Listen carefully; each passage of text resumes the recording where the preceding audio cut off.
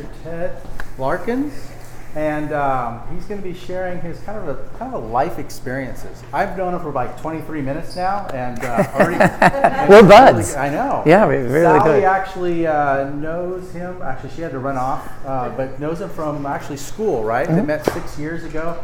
Our kids go to school together. Kids go go to school the beach. together, Little so daughter. Kind of gotten to know Ted over the years, and thought it would be a great opportunity for him to come in here and share his experiences with you.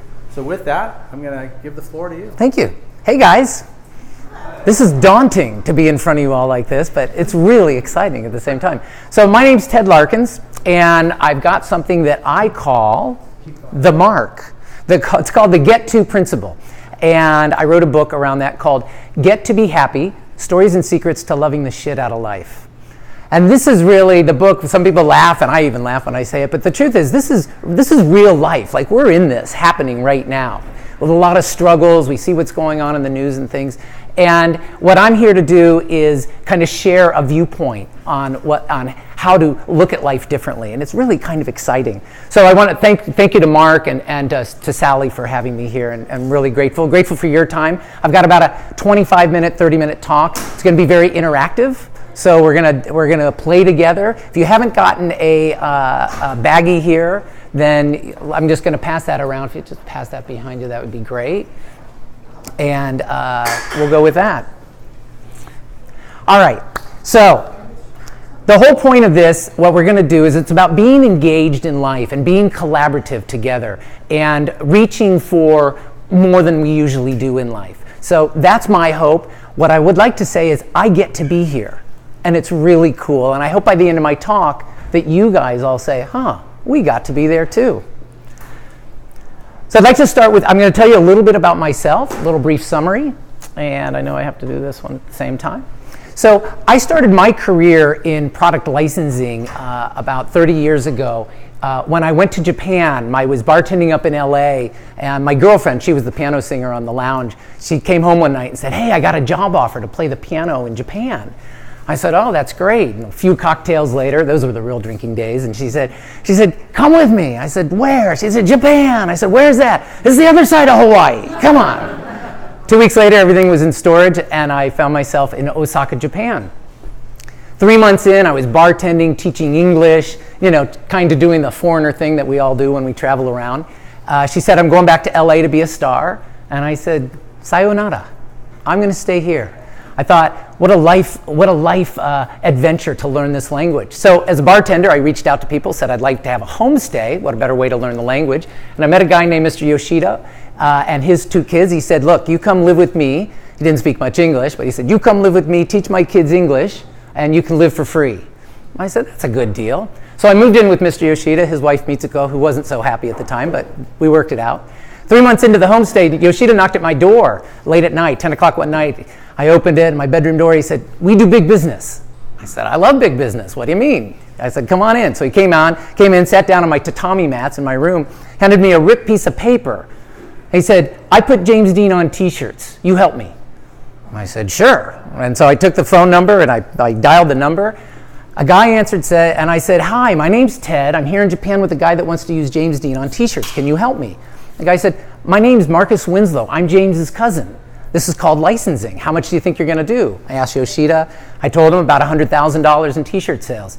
He said, okay, so pay me 10%. That's called a royalty. And we'll be in business. So we sent a contract. We did that. We got some photos, and Yoshida got to work selling some James Dean t-shirts. About 3 weeks later, he knocked on my door again. I want to do baseball caps. James Dean baseball caps? All right. So I called Marcus. Another $3,000. We added baseball caps. Over the next 6 years, that kept going. I started doing a little more. We sold over $80 million in James Dean product. James Dean underwear, socks, shoes, belts, skis, even snowboards. We paid Marcus Winslow over $4 million over the ensuing 6 years. My 3-month homestay, the initial 3-month homestay, turned into 6.5 years with Mr. Yoshida and his family. We went on to represent Pepsi-Cola. Again, he gave me another number. Call Pepsi-Cola. I called them. We ended up being the agent for Pepsi-Cola, everything but food and drink. We did over $500 million in Pepsi stuff in Japan. We went on to represent Paramount Pictures, Sony, MGM, DreamWorks, and over the next 25 years, we became the largest entertainment licensing company in Japan. We represented Sony Music, so I hung out with Celine a little bit. I did a $1 million slot machine for Bon Jovi. Can you imagine? They allowed it for Japan, and it was really pretty incredible. That's me translating in Tokyo for John and the band. I represented Jack Nicklaus, and then in 2013, I kind of gave the reins for the Japan business to my partners there, and became an executive up in Hollywood at DHX Media. They own Teletubbies, Inspector Gadget. We represented Space Invaders and Felix the Cat. So I did all the licensing for that. We represented Farah Merhi, who has Inspire Me Home Decor, which has 4.8 million followers on Instagram. It's the largest home decor Instagram account out there. We took her to QVC. We pitched it to them. They liked it. She did over $1 million in sales in a 24-hour period. So that brings you, so I did that for a number of years. Then up until October last year, when we bought the Snoopy Peanuts brand for $350 million, they said, we're shifting businesses based on that over to New York. And I said, I'm not going to New York. I wrote a book during my 4-hour train commute over the last 3 years from Costa Mesa up to Hollywood, and I'm going to bring that out. I'm going to share my principle, get to be happy with everybody. So that brings you up to speed. That's me. Thank you for being here. This is going to be very participatory, so get ready. You ready to get happy? Yeah. All right. I love it. Thank you. So I'm going to tell you a story. It was a hot, sweltery day in Calcutta, India. I was in a taxi, sitting in the taxi, and you know the hot smell of curry and the street vendors with their sugar cane coming through the windows. And we came to a stop, bumper to bumper with the car in front of us, and we were on railroad tracks. And I looked over and I noticed that a train was coming. It was coming slowly, but it was coming. And I yelled at the taxi driver, "Hey, you got to move!" And he started honking, and he couldn't move. And I looked behind, and there was a car behind us. The train kept coming, and I can still see the train driver silently screaming at us as he slammed into the back of my taxi and pushed us down and slowly off the tracks. The train kept going, and then it was silent. And instead of freaking out, I had a change. I sat there and I smiled. I said, wow, I got to experience that. Wow. Fast forward a number of years, my sister called from Ohio. I'm from Columbus, Ohio. And she said, Ted, I know you're going to Japan next week, but I think you should come home and see Dad. I said, Dad's fine. I talked to him last night. She said, Ted, he's not so fine. Now, my sister's 5 years older, and kind of like E.F. Hutton, if any of you remember that. When she spoke, I listened. So the next day I took a flight to Columbus, and I spent the next week with my dad on his bed, helping him to the hospital for some chemo treatments and things like that. It was really great, really powerful. We just spent a lot of time talking about life and what we had done together, my childhood and things. And then on the Friday, the last day, I grabbed his hand, I held his hand, I said, I'm going to go to Japan tomorrow. And without stopping, I kept going. I said, Dad, this may be the last time I see you. It's such an honor to be your son. And I cried, and I went on, and finally he stopped. He said, and he didn't cry, but he had a tear, and he said, are you done yet? No one's dying. Get out of here. I got in the car and sobbed myself all the way to Columbus Airport.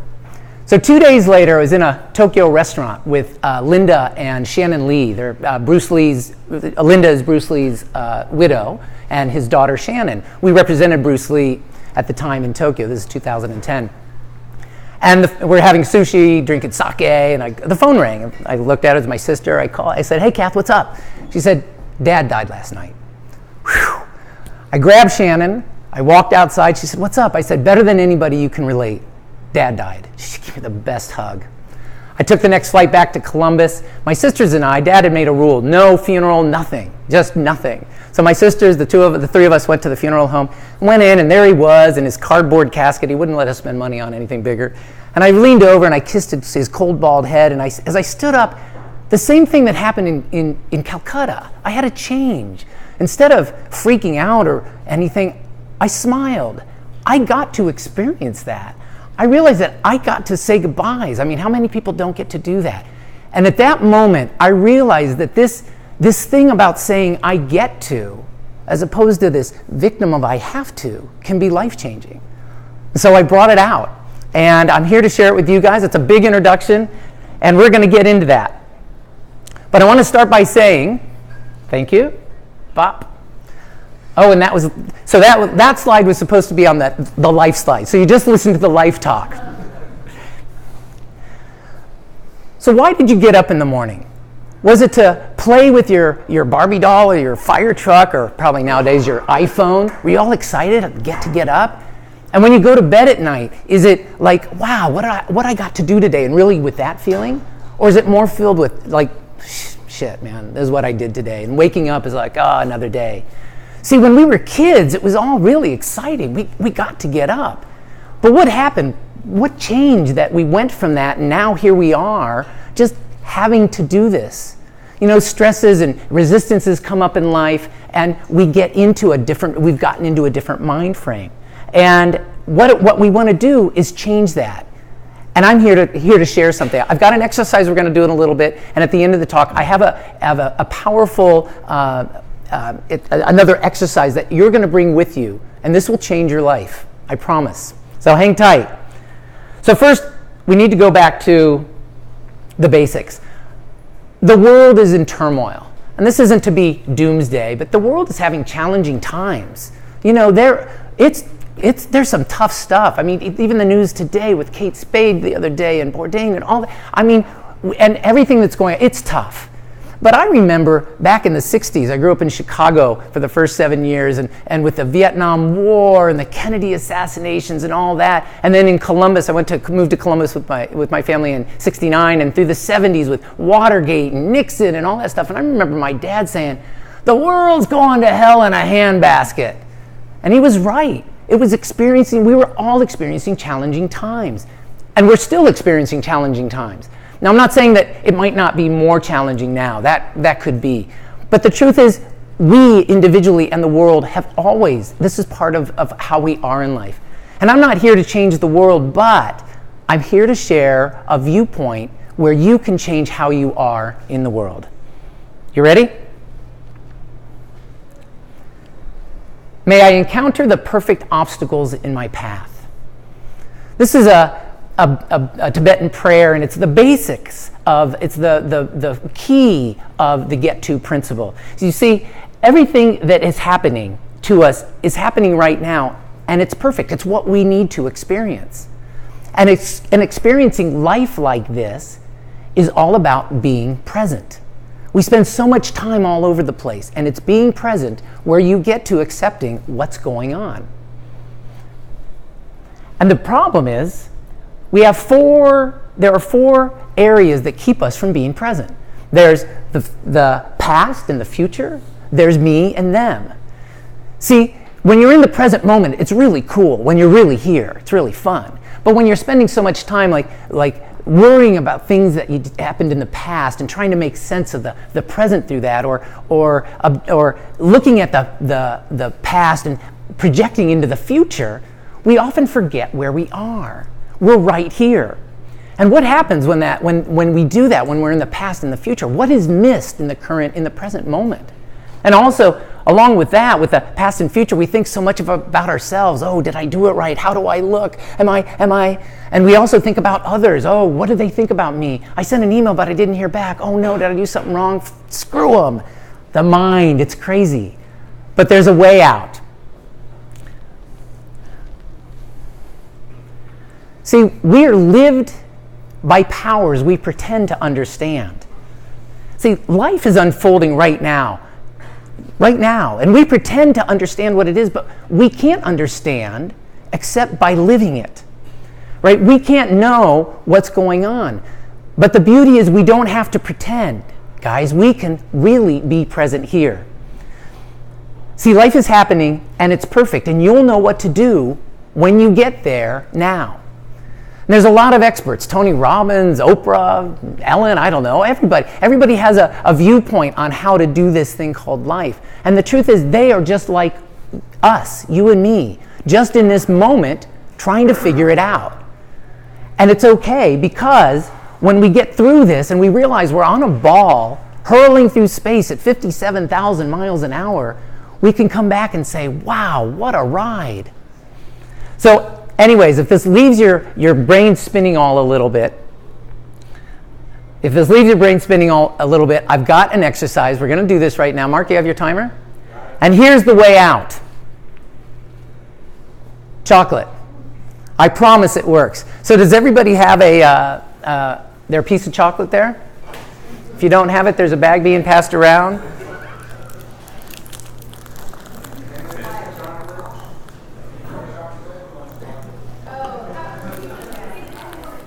If anybody's allergic to chocolate, don't eat it.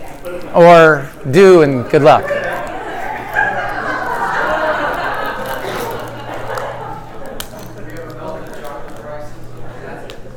And everybody have a piece? All right. So what you have is a piece of 72% organic dark chocolate. Right? Okay, I've got extra pieces for the diehard, addicted people to the chocolate. So, all right, so what we're going to do is, Mark's got his timer, so what I'm going to do, I'm going to ask you all, you can take a little bite or you can take the whole bite. I'm going to ask you to close your eyes for 20 seconds. I'm not asking for 20-minute meditation. This is just a simple 20 seconds. You're going to close your eyes when I say go, and you're going to put your attention just on the chocolate in your mouth. Forget about the past, and if the thought comes in, shit, I forgot to have breakfast or whatever, just let it go and just be with this experience for 20 seconds. Feel the texture, feel the taste. You can put the whole thing in, you can take a bite. I'm doing the whole thing just because why not? Oh, yeah. I'm like you. Yeah. All right, Mark, ready? 20 seconds. Go.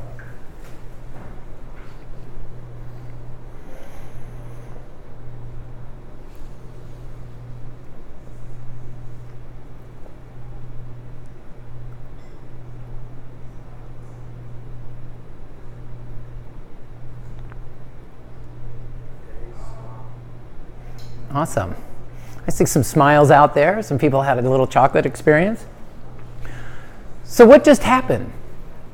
You just had a direct experience with life, with just what was going on.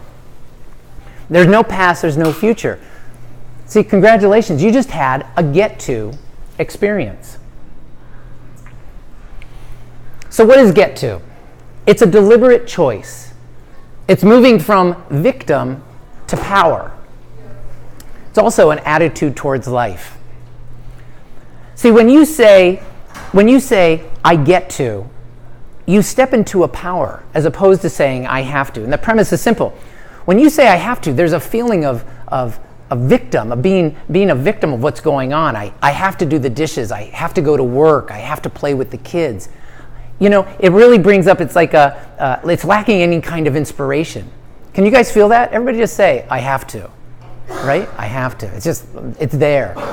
Even going to get a cup of coffee, I gotta do this, I gotta get a cup of coffee. It's like filled with desperation. Oh my God. So I'm not saying that you don't have to do these things. If you don't do the dishes, they're gonna pile up and stink, right? If you don't go to work, you're not gonna get paid and the bills are gonna suck. I get that. But just reframing and saying, I get to, as often as you can change how you view life. It's a very powerful thing. So take some moments that are highs and lows for you. Can anybody think of I have to do things? You don't even have to say it. They're out there. I have to. We can feel that. But for me, it holds true when I do the cat box, when I have to go shopping, when I have to do things. It really holds true when I say I have to, for example, for me, when I said I have to experience my mom's passing. And I realized that when I said that, I'm in this accepting stage. And I've come up with something that I call the 6th stage of grief. We have the 5 stages. And the 5th stage is acceptance. We'll never be okay. And this isn't just about someone passing. It could be losing a job or my kids that lost their hamster, and that you go through the grieving process. But I'm just going to suggest that the 5th stage is acceptance, and that's where we all usually end up, because we don't know that there could be a 6th stage, which is celebration. Celebrating life, celebrating what has happened. Dr. Seuss says, don't cry because it's over, smile because it happened. And when you're ready to step into that state, when you say, I get to experience that, it can be life-changing in many situations in your life. So the get to is an attitude toward life with sincere gratitude for what you're doing and whatever arises. It's inviting all that is happening in now as it is. So I'm going to share with you how this works. It's called the get to mantra. Get to, smile, do it. See, get to creates a state of calm compassion and appreciation. Smile creates positive endorphins and you actually feel joy. And when you do it deliberately on your own terms. So this is how it goes. And this is what I want you guys to take with you. Just this mantra of get to, smile, do it. See, when you say I get to, your mind automatically understands that there are many others that don't have what you have in life. It's a moment that happens automatically. I get to, and you feel this gratitude and appreciation for what you have. See, like even when you're doing the dishes, and this is when it really came home to me. I was doing the dishes one day, I was grumbling, I got to do the dishes. And I said, I get to do the dishes. And I remembered in that moment that, wow, 20,000 people are going to die of starvation on the planet. Can I have some compassion?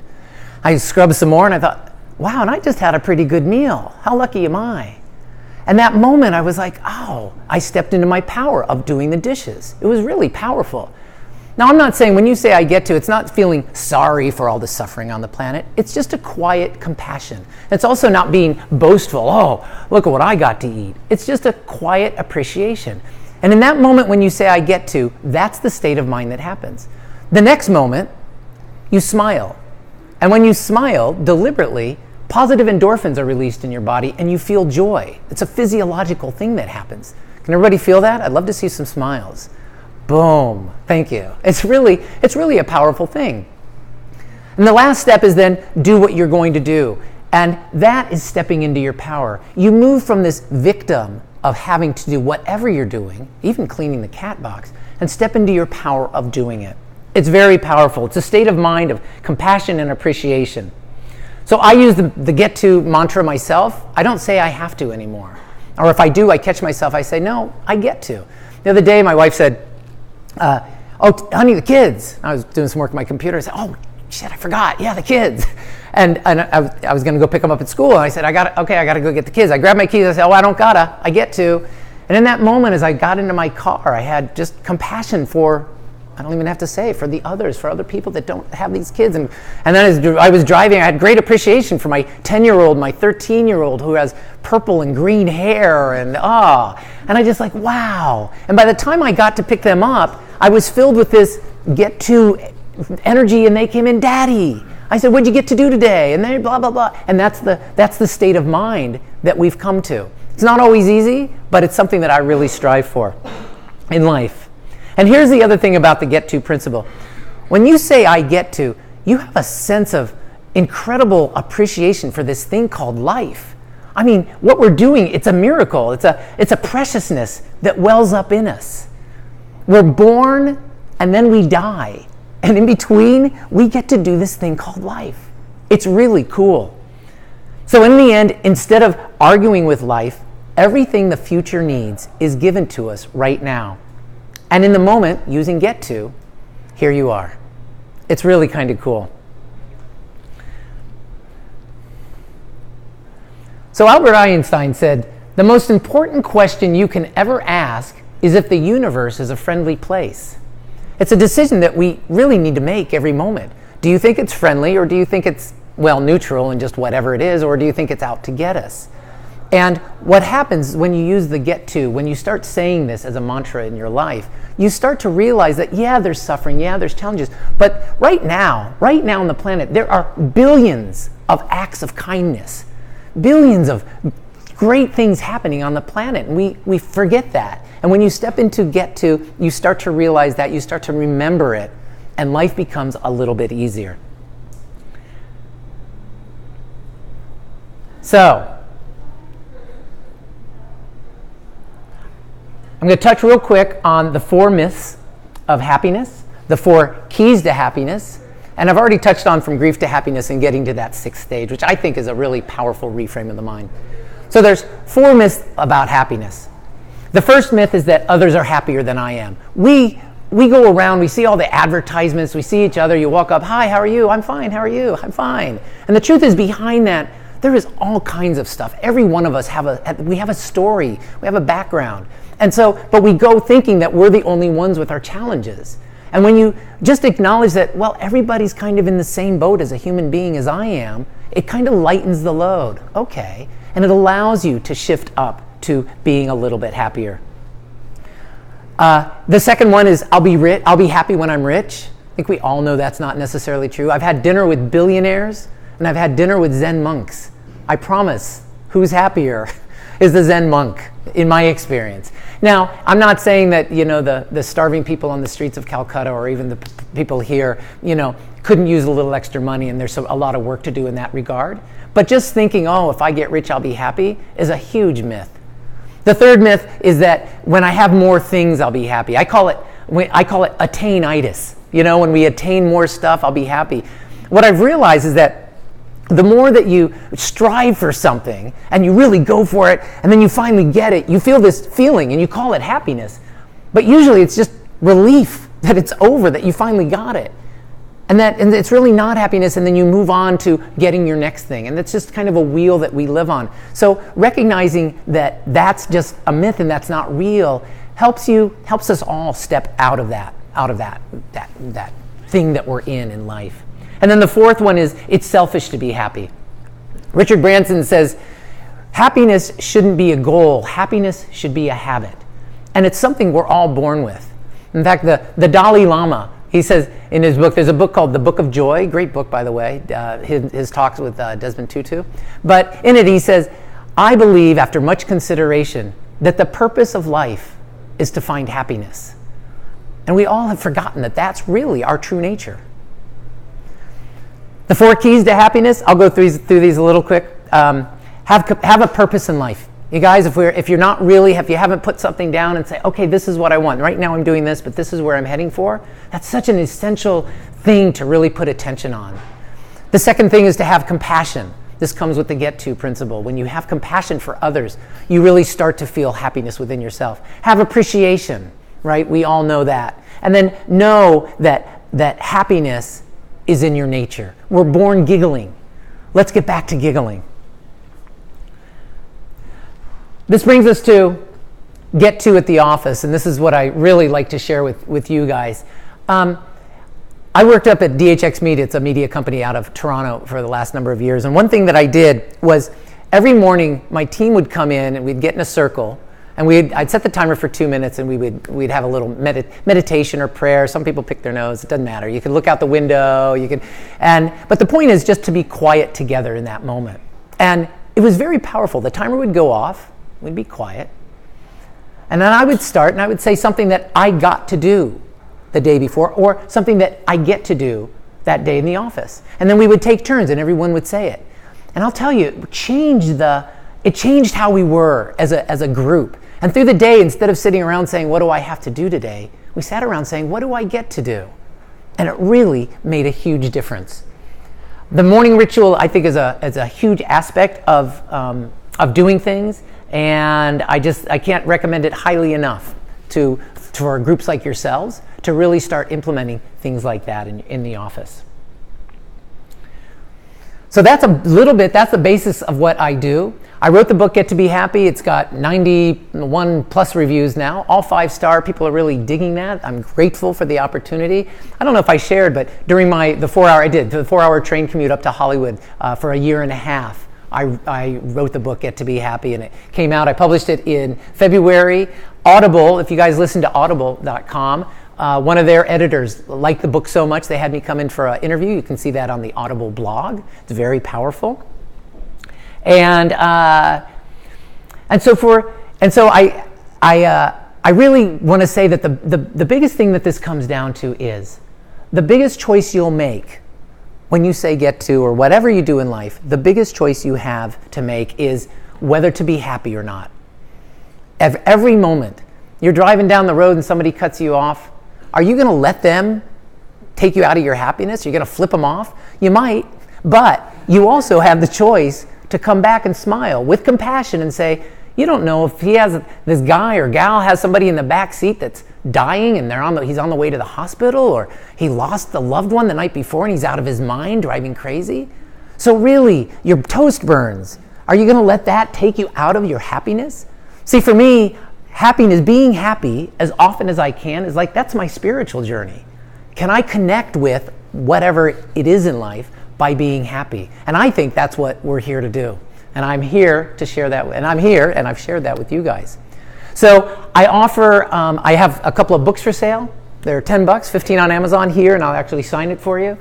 Really fantastic. I offer one-on-one coaching that if anybody's interested in taking your life to the next level and really exploring this, or even as groups. I come in, I have a great 2-hour breakout session that explores this even further and how we can collaborate together.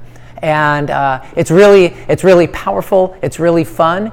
It's simple, but I just really implore you to use the get to mindset going forward. And that's the get to principle. Thanks, you guys. Anybody have any questions? Take any questions. Anybody want more chocolate?